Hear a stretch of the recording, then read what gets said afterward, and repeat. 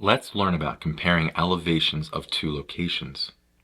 A mountain is at 1,200 meters above sea level, while a valley is at negative 200 meters below sea level. Write and explain the inequality comparing these elevations. So if we have it here, let's say this is sea level right here, right? But now we have a mountain above it. So we have this mountain that kind of comes up, back down, and then we have, so that's our sea level right here across, but then we have this valley that goes below it, right?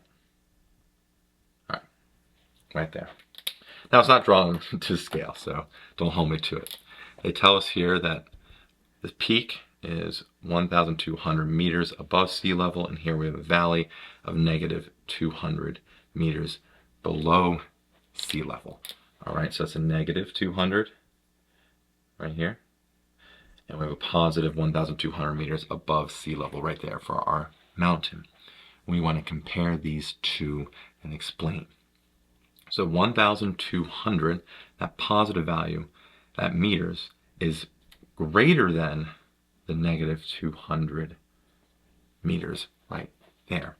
So 1,200 meters is greater than, right, greater than, and negative 200 meters, which is below the sea level right there. Always, if you have a positive and a negative value, the positive value will always be greater than the negative value here.